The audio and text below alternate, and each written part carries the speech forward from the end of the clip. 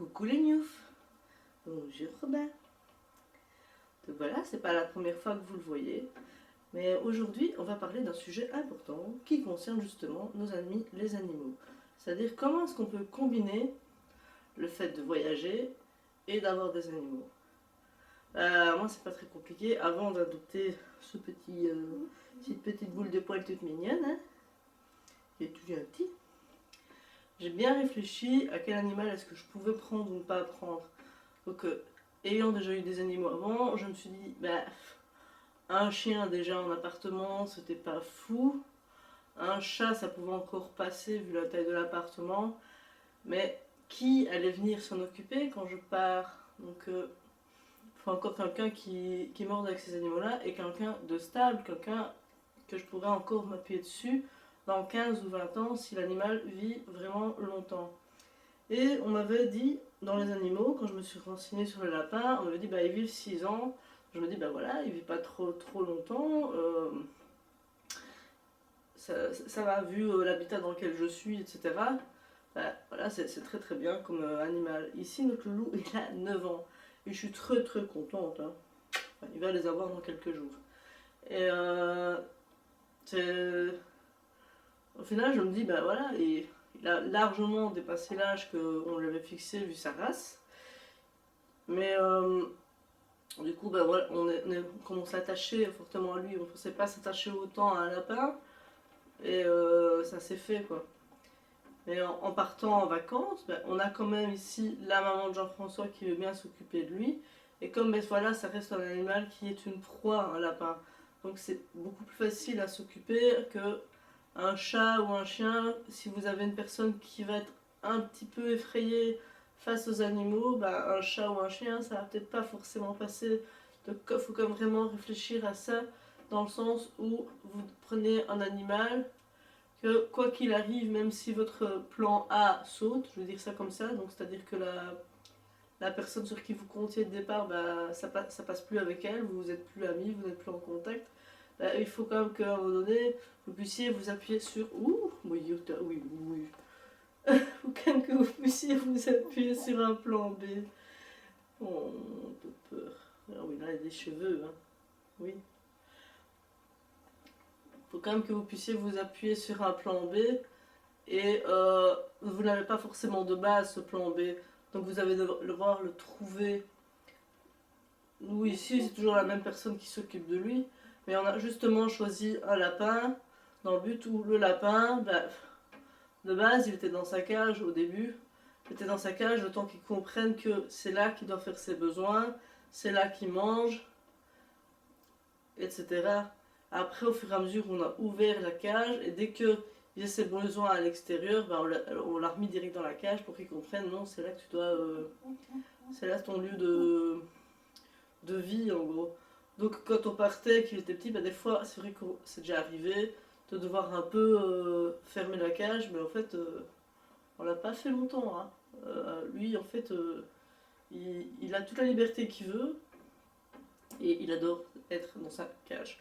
Ou à côté, sur le tapis maintenant. Bon, bah, le côté éducatif du début. Non. Le côté éducatif du début de l'animal est passé où là on doit être un peu plus dur avec eux pour leur faire comprendre quel est vraiment leur terrain à eux. Et c'est pour ça que nous on s'est rabattu sur un tout petit animal qui peut rester en cage, même si j'avoue que bon ben voilà, la cage c'est pas forcément le truc le plus favorable une fois qu'on connaît un peu son animal. Comme ici il est complètement domestiqué et voilà. Ça va? On a marre. Voilà. Ici, comme vous voyez, il est complètement domestiqué. Là, comme il voit le retour d'écran, dès qu'il y a un écran, ça le stresse en fait. Donc c'est ça qui se passe. Hein, bon, je vais le laisser tranquille parce qu'il aime pas voir son... Il aime pas se voir dans un retour d'écran, il pense qu'il y a un autre animal en fait. Enfin, je crois. Après, si j'ai une connerie, n'hésitez pas à me le mettre dans les commentaires. Et, dès que je fais une photo ou quoi, il part en courant en fait. Donc il aime vraiment pas ça. Mais bon, c'est à partir du moment où il a repéré l'écran, là, il a commencé à flipper à mort. Voilà, ça fait aussi partie des aléas de la vidéo. Mais ici, donc, je disais, voilà, en fonction de ce que vous allez avoir comme animal, la façon dont vous savez que vous allez l'éduquer, et puis même si vous voulez éduquer un animal, l'animal s'il veut faire quand sa tête, parfois on tombe sur une rosse. Hein. Moi ça m'est arrivé dans le passé, j'avais 2 lapins il y a 15 ans de ça. J'avais acheté un premier lapin qui ressemblait fort à Romain ici, présent. Le premier lapin était très gentil, était domesticable, voulait pas trop sortir de la cage, ça le dérangeait en fait, c'était une femelle. Et puis j'ai acheté un deuxième lapin qui a voulu bouffer le premier. Donc après le deuxième lapin il n'est pas resté longtemps parce que le premier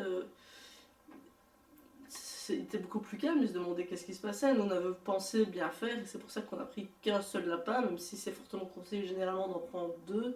Ici moi j'ai pris qu'un seul lapin dans le but où j'avais pas envie que ce genre de scène se reproduise à nouveau vu l'expérience précédente qui s'est passée. Donc lui, plutôt que d'aller jouer avec un autre lapin, il va jouer avec nous.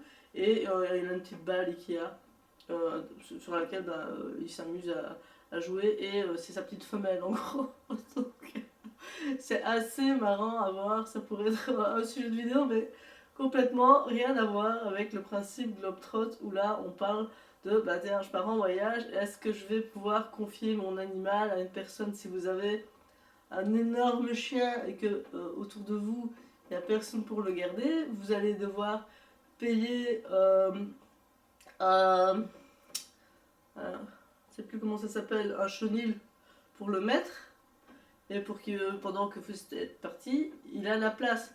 Après, je sais que ces choses-là ne sont pas données et que parfois les conditions dans lesquelles les chiens sont ne sont pas géniales. Ça dépend un petit peu comment ça fonctionne. Ça, c'est honnêtement, si j'ai bien quelque chose à conseiller, quand vous avez déjà un petit peu envie de voyager, si vous êtes jeune, même si vous êtes vieux, et que vous avez aussi envie d'avoir un animal à la maison, ça c'est mon avis personnel, avant d'adopter un animal, on réfléchit. Parce que, excusez-moi, mais chaque année, c'est quelque chose qu'on voit, c'est quelque chose de récurrent. C'est oh, on achète un petit animal à Noël, et puis ici, oh, il grandit, il grandit, il grandit. Ah il devient bien embêtant celui-là. 6 mois après, l'animal, hop, il va à la Croix-Bleue. C'est pas une solution. Si vous prenez un animal, réfléchissez bien aux conséquences qui vont passer derrière. Il va prendre de la place dans votre maison. Il va prendre de la place dans vos vies. Désolé, je suis enrhumée. Il va vous coûter de l'argent. Il va pas forcément avoir le comportement que vous voulez qu'il ait d'entrée de jeu. Ici, Robin, il a fallu 4 ans pour qu'il soit totalement éduqué. Donc, on ne pouvait pas le confier à n'importe qui. C'est parce qu'on est tombé sur quelqu'un de patient qui gère avec et que l'odeur de la personne, les animaux, ils sentent à l'odeur. Et s'ils te veulent pas, ils te veulent pas. Et ça, il n'y a rien à faire. Vous ne savez pas le deviner à l'avance si ça va passer ou pas avec la personne qui va venir s'occuper de votre animal pendant que vous n'êtes pas là. Moi, j'ai de la chance. Robin, ici, Véro, elle vient. Il est super gâté. Il gonfle x2. Il mange bien, quoi. Mais bon, c'est un lapin, donc il fait 1,7 kg, honnêtement. Hein. Il peut grossir ce qu'il veut. On s'en fout. Et il mange pas de crasse. Hein. Donc ça, c'est vraiment... On tient vraiment à sa santé, on tient très fort à lui. Et on pense très très fort à lui quand on est en voyage, on envoie toujours des messages. Tiens, il y a ça ou ça qui va pas en ce moment. À un moment donné, il était opéré, il devait prendre des médicaments. Et évidemment, c'est tombé pile sur un voyage. Et c'était un voyage de 2 semaines. Je pense que c'est la fois où on est parti au Japon. Donc il était déjà là, il avait 2 ans. Il avait chopé une boule énorme, il avait eu un abcès. On avait dû aller plusieurs fois au veto pour enlever l'abcès et faire en sorte que ça cicatrise. Mais alors du coup, il avait du mal à manger. Donc au niveau des dents, il fallait aussi essayer d'aider pour limer, etc., pour ne pas que ça pousse. Et il fallait lui mettre une pâte. Donc tout ça, c'est de l'anticipation et on ne sait pas anticiper tout. Hein. C'est vraiment pas possible. Donc c'est pour ça que nous, on a choisi vraiment un petit animal facile, je vais dire, entre guillemets. Après, tous les lapins sont pas faciles. On a eu beaucoup de chance. Dès que vous voyez votre animal, de toute façon, c'est pas forcément oh il est mignon ou quoi. C'est au feeling. Ça, c'est d'entrée de jeu quand vous allez rencontrer votre animal, que vous allez le sentir ou non. Moi, je vois des gens qui achètent comme ça sur internet, oh celui-là il est beau. J'avoue que j'ai du mal à comprendre. Moi, c'est pas comme ça que je fonctionne. Je l'ai fait une fois avec un chat, j'ai eu de la chance. Ça s'est bien passé avec l'animal. Ça s'est même très bien passé. Donc,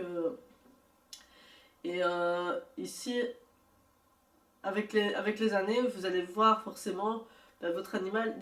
Ici, nous, on déplace sa cage en hauteur sur le canapé avec plein d'essuie et tout ce qu'on veut pour que ce soit quand même propre parce que bon, ça reste un lapin, c'est un animal qui peut être vite très sale.